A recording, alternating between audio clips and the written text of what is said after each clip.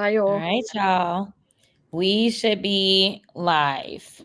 Woohoo! Hopefully, someone on my team will tell me if we are not, but we should be live. So, Nessa, I'm gonna wait on you. My live is my TikTok's now live, so if y'all want to go Oh, ahead it and is? yes, Okay. I just clicked it now. That is not the right thing.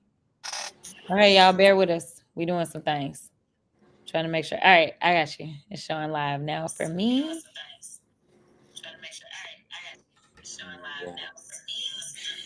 Let me mute on this side real quick.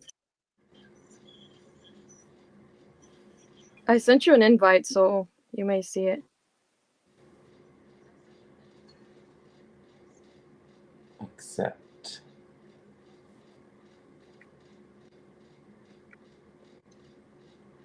I see you on there, Jason.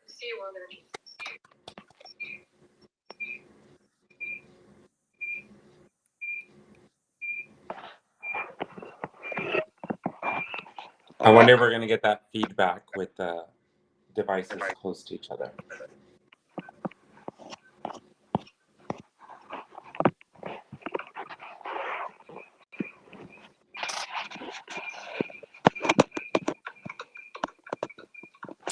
Hello, hello.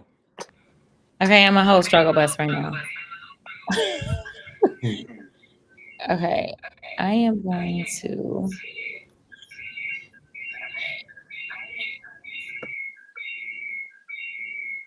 Okay, I sent another invite. Does it appear?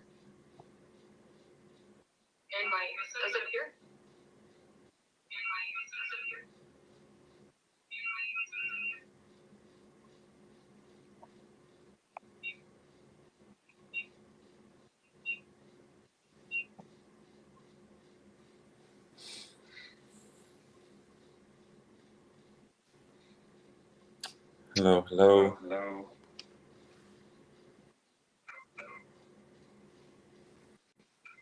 Also, JC, I think we might have to turn the volume down on one of our devices. That way it doesn't.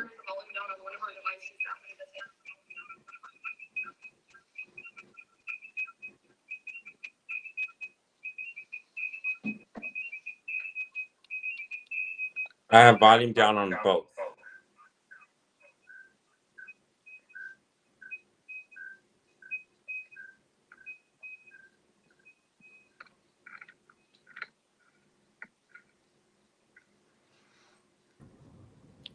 Okay, Nessa.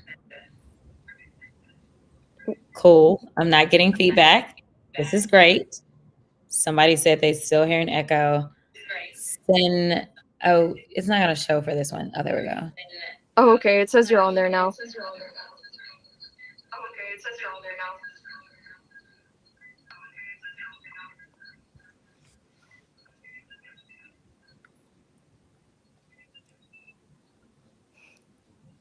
Okay.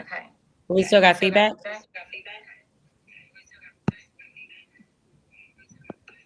The echo is worse. Okay. Let me do this. I'm going to do this. I'm going to put headphones on. So I'm going to connect headphones to one of my devices, and that hopefully will fix it.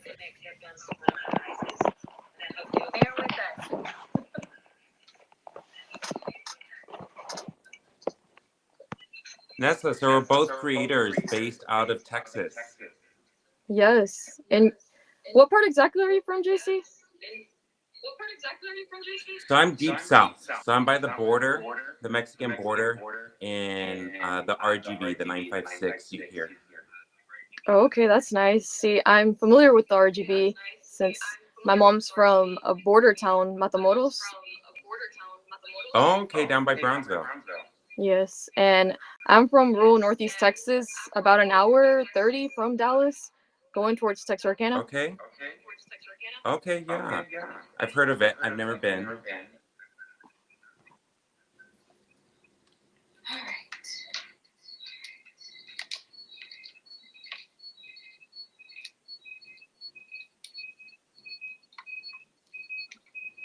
The crowns. So they're saying to just mute when we're not talking.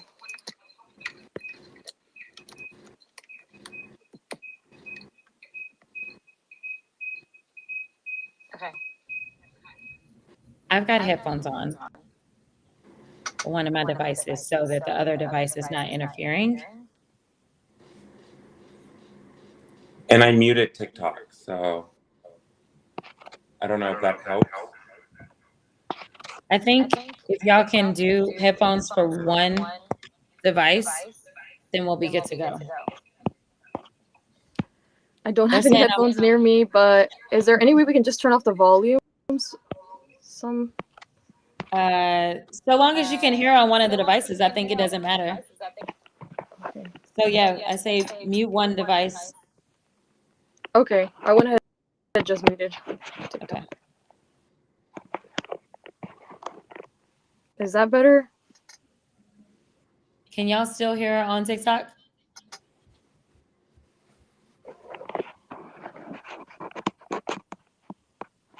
Okay, is there an echo?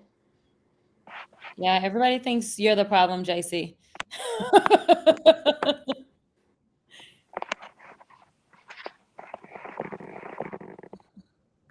You sound great to me. How does JC sound to you guys? I have headphones on now. All right, this is what we're gonna do. TikTok, we're gonna come back to you because y'all were the ones that were messing us up on this stream. So we are gonna do restream, but we're gonna come back to TikTok. So we'll just split our time. I think that'll be easier. I agree. All right. So we'll be back TikTok.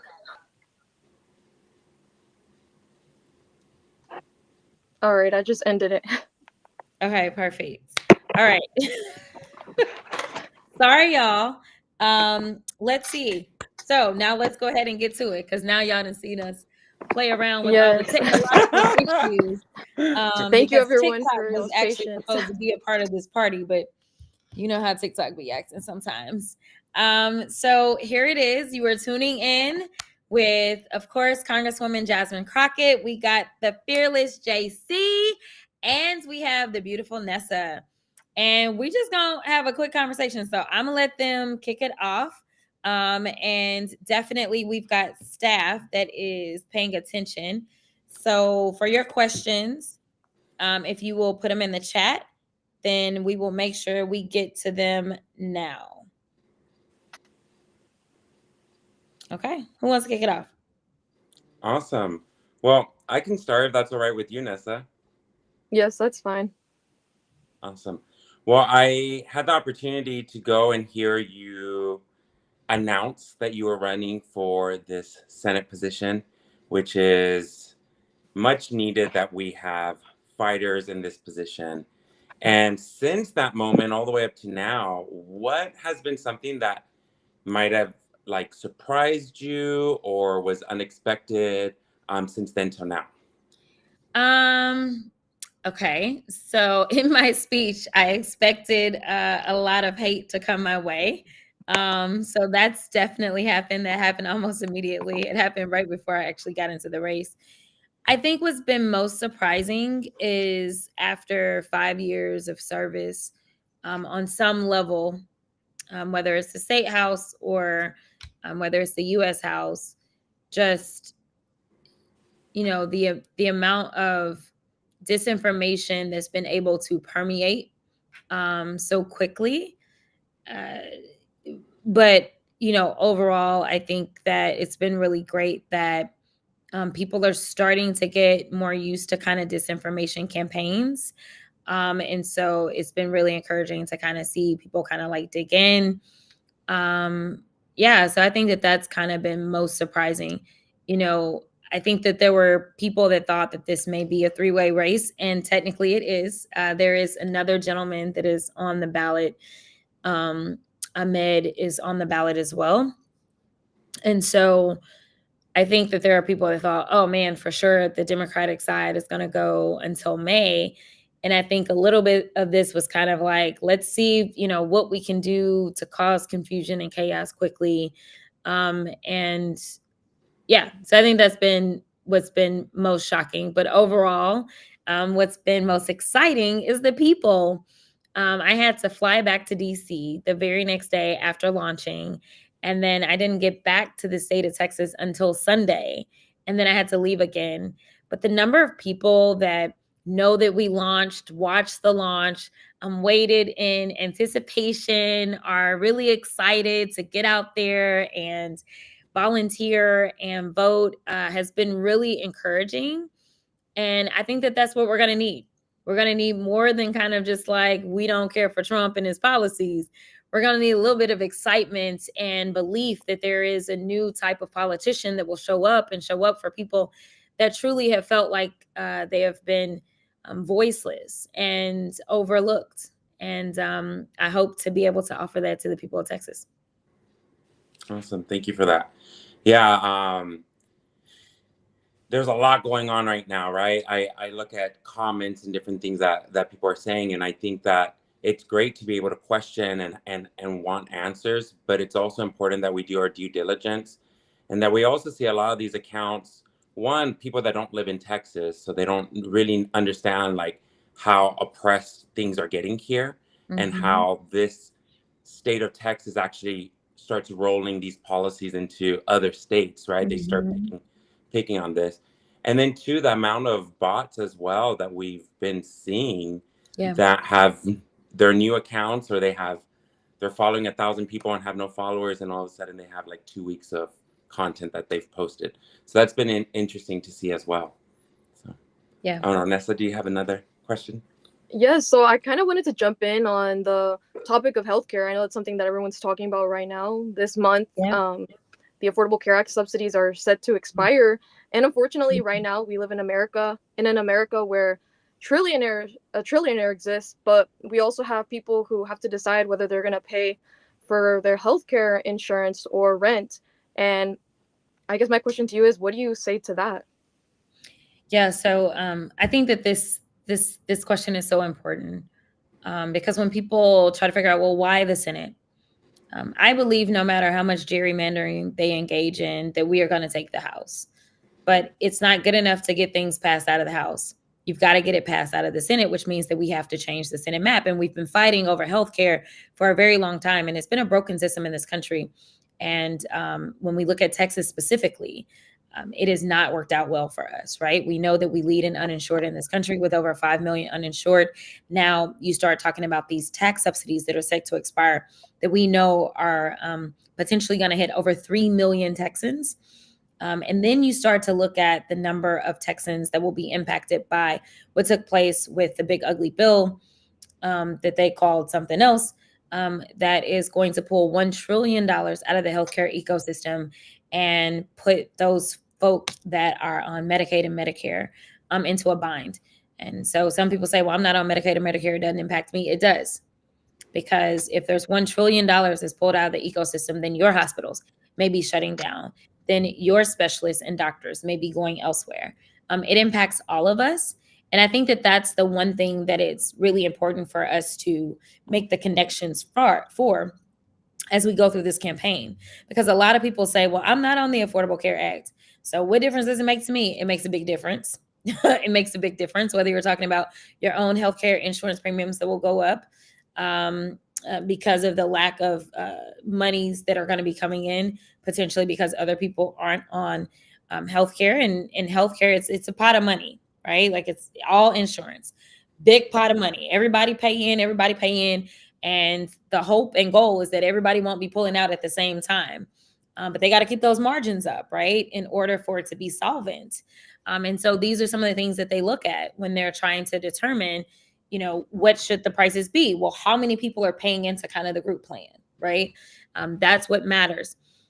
So as we look at this and we look at our senators, both of them, they did not vote to extend the Affordable Care Act tax subsidies, but they did vote for permanent tax cuts for rich people. Now, maybe everybody else in this state is rich, but the last time I checked, the vast majority of the 30 million people that live in our state are not rich. So I'm not really sure who it is that they're serving, but it doesn't sound like they're serving Texans. And again, this is not a right or left thing. Like this is just like a real thing, right? Why is it that we have senators that are voting to help out very select few people in a state of 30 million instead of helping out the masses in a state of 30 million. And so they've tried to give us these excuses. Well, healthcare, the Affordable Care Act, it's broken. It's not perfect. Well, where's your plan? Because you've been complaining about it ever since it got passed. And I haven't seen a plan. So my deal is put your plan up, because concepts of a plan do not make sure that people are going to be able to actually get into that doctor when they need to. Concepts of a plan are not going to save somebody's life when they need to have that cancer treatment. And so I don't want people to get it twisted. Whether you are in urban Texas or rural Texas, this is impacting you. And frankly, our rural brothers and sisters are being more detrimentally harmed by these terrible policies than urban, because of the amount of people that are within our urban areas. They can take some of the blows a little bit better than out in rural America. Yeah, so I live in rural America, and trust me, I know what it means for us when Republicans, start to just, to mess with rural America. We see rural hospitals closing down or being threatened to be closed down. And, other than healthcare, I know for a fact that immigration is a big topic right now. Living in Texas, that means you're near, Mexico. And unfortunately for all Latinos, regardless of who you voted for, regardless of your citizenship status or whether you have status here in this country or not, this administration has put a target on the backs of all of us. And unfortunately, even U.S. citizens who are Latinos have been caught up in these raids and these mass deportation efforts. What is your clear stance on this administration's mass deportation agenda? It's bullshit. It's absolute bullshit. It's absolute racist bullshit. Let me make that very clear. I serve on the immigration subcommittee on judiciary. I have traveled to other cities in this country to make sure that people understand that, yes, I'm a part of the government, but I absolutely disagree with this. We've done a field hearing in Chicago. Chicago has obviously had numerous headlines for what's taking place there. We recently did a field hearing in Los Angeles so that we could hear from people. And then actually the day that I returned to DC, the very next day after I launched on Tuesday of last week, for the very first time since I've been in the Congress, we actually had a crossover hearing that was the House and the Senate. And we were listening to the stories of U.S. citizens that had been rounded up, that had been shot, that had been dragged, that had been incarcerated, that had been charged. And frankly, it was despicable. And, as a Black woman, like I've oftentimes recognized a lot of the struggles of African Americans and the struggles of so many other people. And I believe that it is more important that we recognize that we can do so much more together than we can being divided. And I have tried, for so long, depending on what campaign trail I was on, to make sure that people understood that we all need to stand in solidarity. Us being divided is not helpful to us. And so I want to be unequivocal, not only in, bills that I filed. Right now we've got mass agents. People are being kidnapped lawfully. I'm doing air quotes, catch that.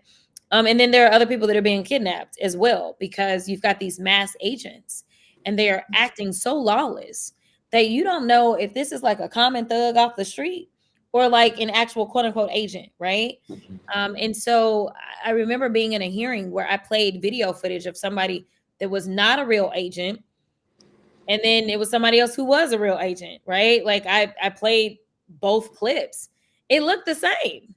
And so, I've worked on legislation. We tried to get an amendment into a bill, actually into the big ugly bill that said that you could not fund ICE if ICE was having agents be masked, because it's not safe for agents. It's not safe for the community. It's not safe for anyone. They declined to include that amendment, a good common sense amendment, into the big ugly bill as they were going through that. I've got a standalone bill that I filed for that. And I stand by that. And I applaud those states that are taking it upon themselves to pass legislation such as what we've seen in California. I encourage other states to go forward. So if you live in a state that claims to be liberal, then make sure that you are putting a little bit of pressure on your state legislatures as well. The final point that I'll make about this is that I do have concerns about people being held accountable ultimately once this administration is over. And as we've seen, this particular president has pardoned a historic amount of bad guys, as he's claiming that the immigrant is the bad guy. January 6ers. Yes. I mean, that was just the beginning on day one. Yeah. There are plenty of other people that have decided to put money in his pockets, and he decided that it was fine for them to get out of prison. Whether we're talking about dope dealers, as he is over here illegally killing people, claiming that they are bringing dope into our country. Arguably, some would argue that he and his administration may be committing war crimes. But I'm like, bro, you are the one that's wreaking havoc on our cities. I just want to be clear. You're the one that is letting so many people go. So I am concerned that he may try to do a blanket pardon for a lot of these ICE agents for their wrongdoing. So it's going to be important that we not only pay attention to these races at the top of the ballot, but you guys need to be looking like further down ballot at the district attorneys, at whatever y'all call them, wherever you live. Some places they're called the DA, some places they're called just the prosecuting attorney. You need to be asking them more questions. You need to ask them if they have any plans as it relates to collecting information and data to make sure that ultimately they can potentially prosecute some of these bad actors if the federal government is not going to, because they may have been pardoned or something like that. So we've got to make sure that we stop being so reactive, but instead that we start to be more proactive. And this administration keeps us on our toes. Fortifying our democracy is a real challenge in this moment, but he has definitely exposed all of our weaknesses. And that is one of the reasons that I think it's most important that I amplify my fight and take it to the Senate, is because we can do a lot of great work in the House, but it is more difficult to get the numbers that we need to be successful in the Senate.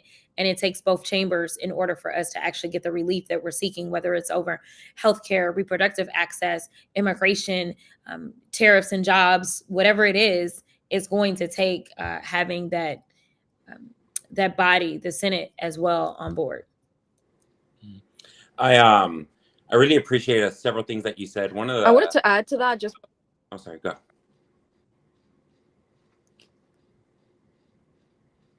Okay, it's because you were lagging a little bit. But I had a question still about immigration. So I actually come from a mixed status family, and unfortunately now more than ever, we do live in fear. And it's been like that for years, but it's at a whole completely different level today. And I guess my question for you would be, if you are elected, would you be willing to support legislation such as concerning immigration reform, such as providing citizenship for undocumented immigrants, many of whom already have families? And I figured yes, no doubt about it. No doubt about it. I want to make this distinction like very clear. We do not have immigration policies that are being carried out right now. What we have is thuggery that is popping off in the streets. There was legislation that had been proposed, and it was Donald Trump that decided to tank it. What we have is people's constitutional rights being violated. What we have is people that are, quote unquote, doing it the right way, being kidnapped when they are going to their appointments or their court hearings. What we have is people's due process rights that are being violated. And we have, elected officials that don't even understand the Constitution, which I don't know how we get over that. But people that are saying things like, you're not entitled to due process. So you talk about a mixed status family, okay? Well, everybody's entitled to due process. And the reason that we've seen a historic number of U.S. citizens that have been nabbed is because they are being denied due process rights, which basically says, hey, this is what I'm accusing you of. Let me go ahead and give you an opportunity to respond. That is basically due process, as plainly as I can make it.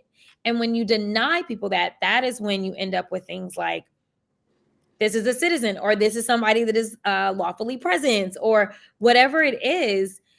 So we need to really fortify what it is to actually understand the Constitution and follow it, number one. And then we do need legislation. You know, I agree with anyone that takes a stance that they don't want criminals in their communities, that they don't want to be harmed. Cool. None of us do, Democrats or Republicans or independents. I don't know who's like, yes, send me the criminals, right? Like nobody wants that. I also don't think that it is fair to take just a paintbrush and say, you know what? If you weren't born here, you're absolutely a criminal. That's not my stance. That's not my stance. I believe that we are a country of immigrants. I believe that we have so many people that contribute to actually making the fabric of this country great. And the idea that we are, turning our backs on what it means to be American, which is to be in the land of the free and the land of opportunity. It is really saddening to me. And it is very cowardly to me that Republicans who espouse themselves as patriots have no understanding of what true patriotism looks like. And it does not look like the dehumanization that we are currently seeing. Yeah, we're truly living in dark times. Yeah, it's been interesting. I was saying that one of the videos I saw of you a few months ago, which I really appreciated, was you were talking to a community, and the majority of the people there were Black, and you were talking to them about how this ICE, this secret police, what they are doing, it's not just isolated towards Latinos, and that we need to come together as brothers and sisters. And you brought up the situation that now ICE uses as a recruiting video of the building in Chicago where they did a Black Hawk, and they jumped in and they took not just Latinos, but they took a lot of African American people from that building, put them in U-Hauls in the middle of the night, children.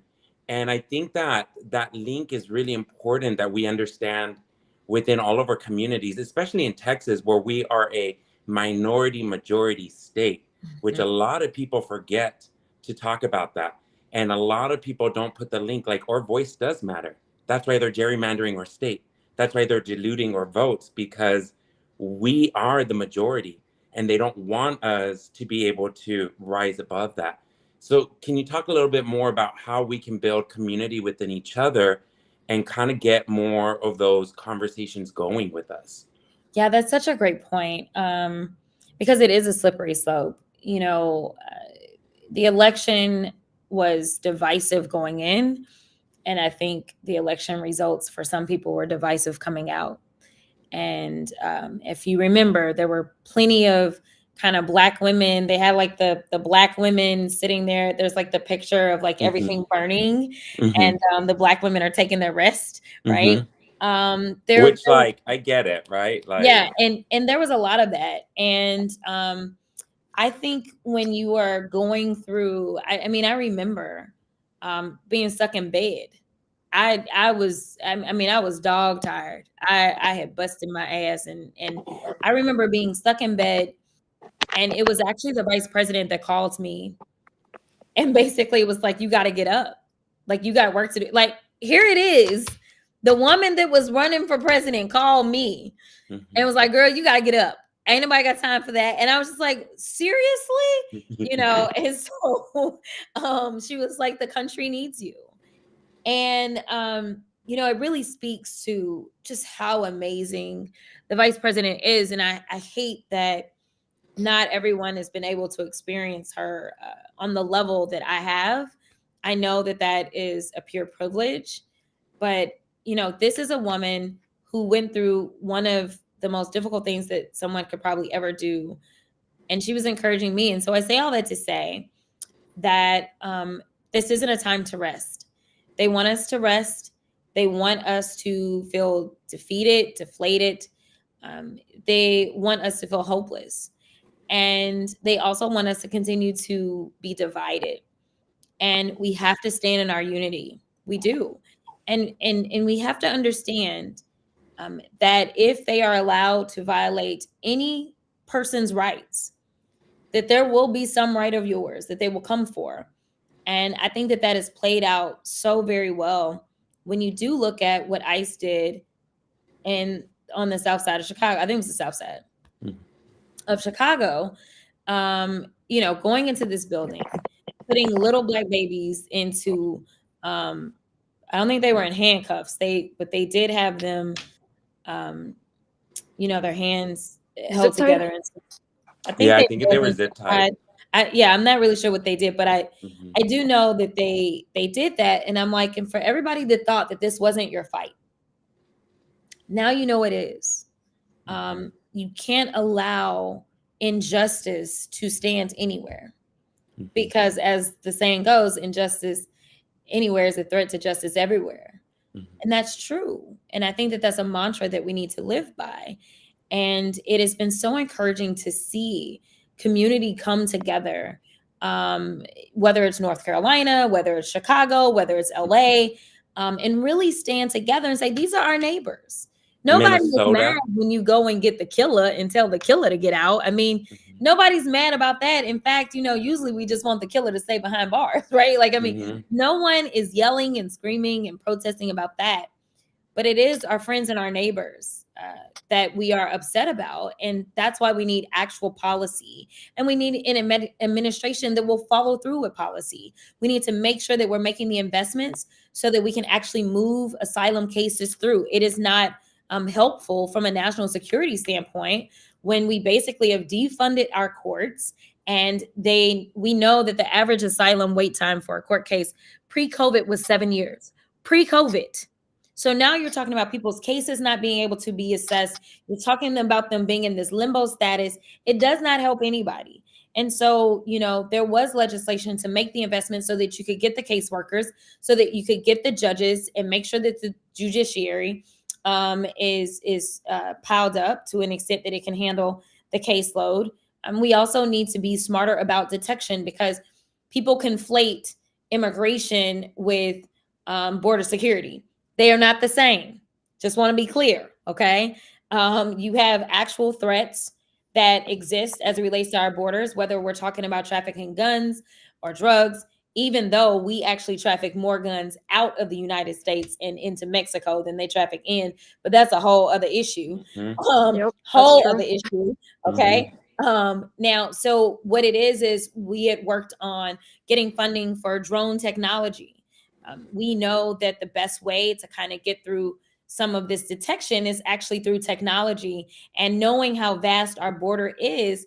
This is a lot better to do. I mean, we use drones in modern day wars. That's where the wars have kind of transformed to. So if you think you got a war at the border, then if it's good for the big wars, then it's good enough for this too. So it's about being smarter. It's about being more compassionate. It's about being very realistic. We know that now the president is like, well, we want those H-1B visas. We want them in, right? It's about having the conversations with those industries that are looking for specific types of workers. I've talked a lot, because I served on the agriculture committee with a lot of those that have farms. And so coming up with just really smart legislation. And I think that we also need to be honest about the reasons for migration. I think a lot of people don't understand why different groups have sought to come through. I remember when we saw all the Haitians that were coming through, and people didn't really understand what was going on in Haiti at that time. They didn't understand that the president had been assassinated. They didn't understand that gangs had taken over. And these were people that were truly fearing for their lives.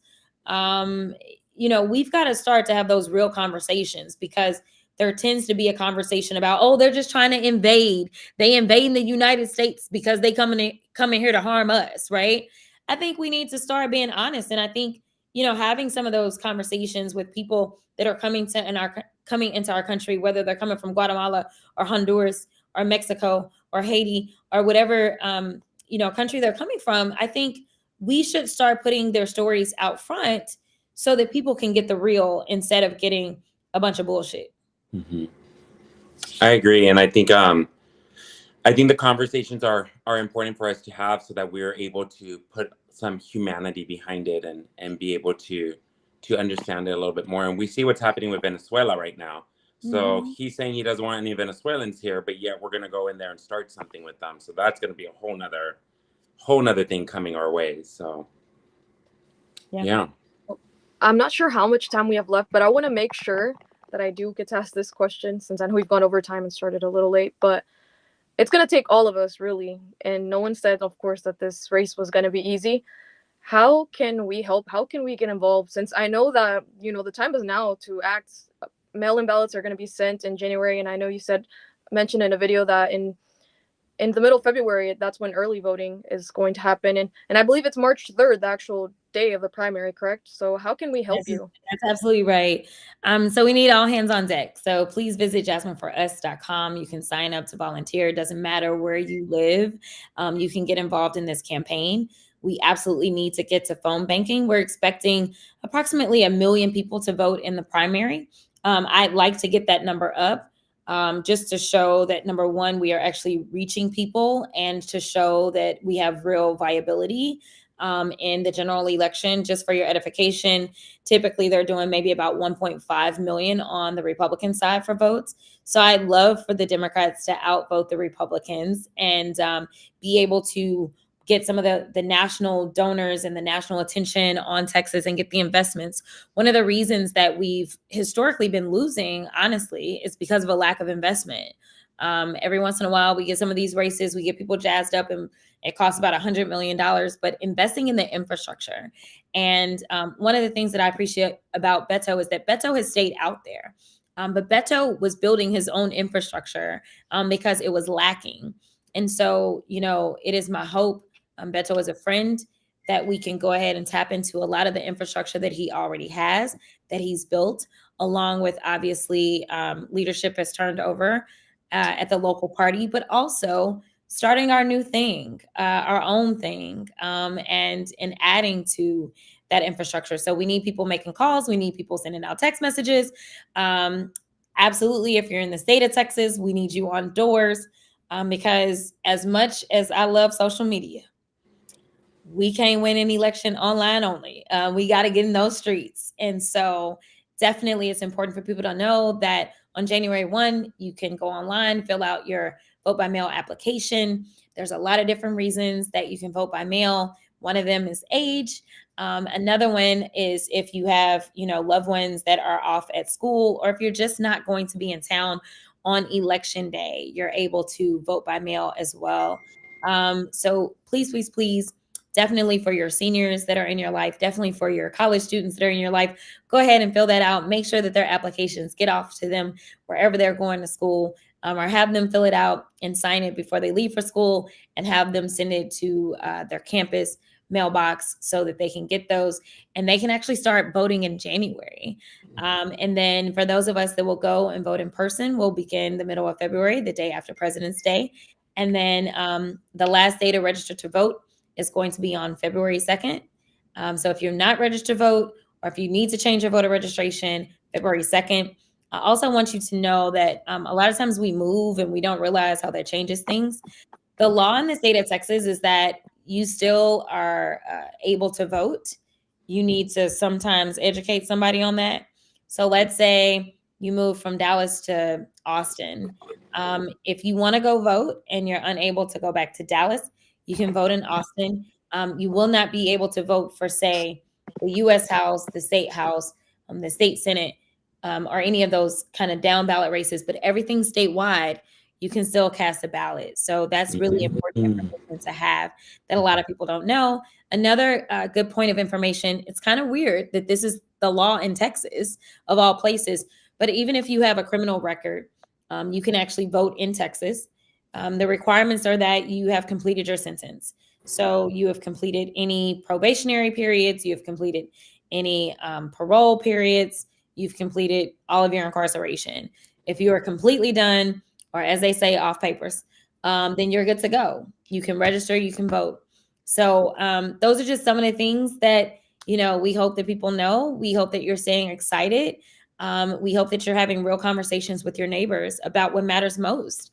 And at the end of the day, I personally don't think this is right or left. They're going to try to figure out like, well, who's too progressive, who's too this, who's too that. I don't think that it's progressive or too progressive to say that people should have access to healthcare. I don't think it's too progressive to say that people should not go hungry in our country. I don't think it's too progressive to say that people should not be getting disappeared by their own government. I don't think these things are too progressives. I think that these things are common sense. I think that these things are the most patriotic things that you can think of in this country. I don't think it's too progressive to say that we should raise the minimum wage because inflation is outpacing wages, which is only exacerbating the unaffordability in this country. I mean, if these things make me too progressive, then I'll take that. But at the end of the day, in a state where I know Texans are struggling financially, where I know Texans are struggling because of lack of access to healthcare and food, because I know that we have a good portion of people that are on SNAP benefits. And I know that much like the rest of the country, we also are losing jobs and small businesses are closing and filing for bankruptcy because of the tariffs. And we know the same is happening to our farmers and ranchers. I mean, maybe it's time to be too progressive. I don't know. Right. Well, I agree. I think that people need to be reaching out to everyone. Our seniors, and in person is the best way to help get people to vote. We can't just be doing the work online. We got to do it in person. We do have a couple of questions that were sent in the comments. My bad. I didn't see. One question is, how can we actually make things affordable? And this is from Jose.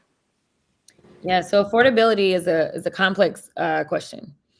I will do my best to kind of give you a general idea. We have to think about input cost. So when you look at something, say like housing, we get the vast majority of our lumber out of Canada. So when we have an administration that decides that they're going to arbitrarily put tariffs on Canada, that means that like our housing goes up because we need lumber, right? And that's where we get the vast majority of it from. When you start to look at even the labor cost, I've talked to a lot of folks that have construction sites, and they have talked about the fear of their workers coming to work. That also increases the cost because now we're talking about projects are not getting done as fast if they're getting done at all. Because again, it doesn't matter your status, people are being nabbed. Okay. We look at similar things around food and why food is so expensive. So right now, there are a lot of government contracts that farmers and ranchers have enjoyed that have fallen by the wayside. A lot of people hear USAID, they just think that we send bags of money over to some other countries, and that's that. That is not how that works. We're all connected. We are all connected. So what happens is if we are sending food, we send the actual food. So we set aside money in the United States that is for food aid to certain places. We then buy that food in the United States because then we get to tax those people that we buy the food from. But also, we end up in a situation where we're keeping our farmers and our ranchers thriving, right? So when they cut off USAID, they cut off money from our farmers. When they cut off SNAP benefits, anybody that is engaged in farming and ranching, they have to plan ahead. So they plan based on what they believe the demand is going to be.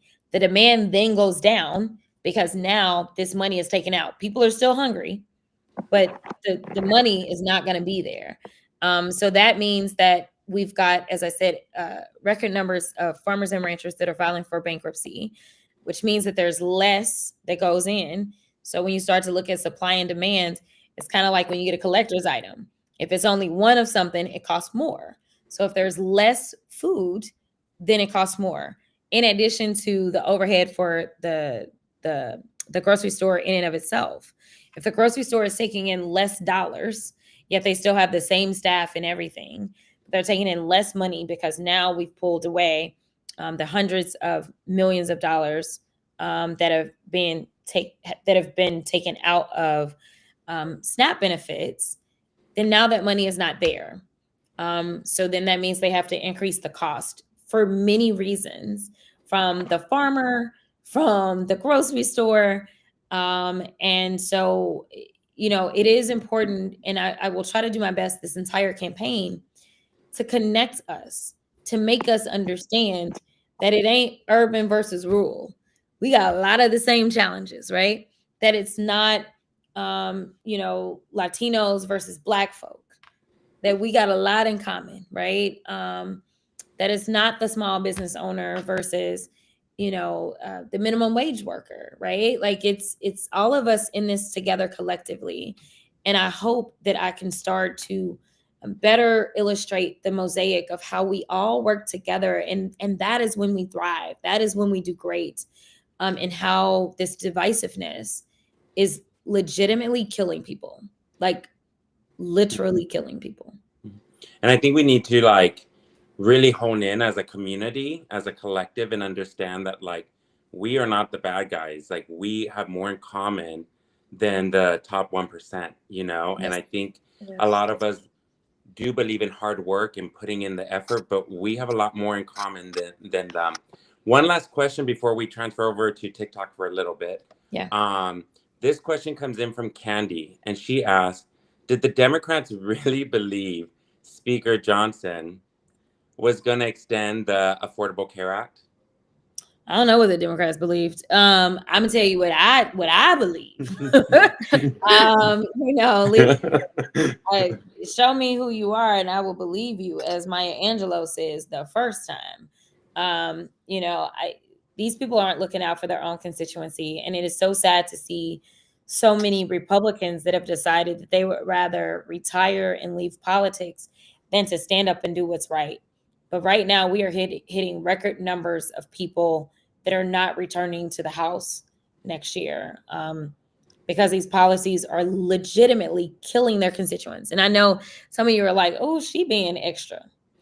We have this office called the Congressional Budget Office. The Congressional Budget Office is responsible for making projections about what will take place with certain legislation. Like, will our debt go up?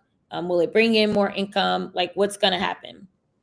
For the first and only time that I'm aware of, the Congressional Budget Office was trying to estimate the number of deaths that would be caused by legislation.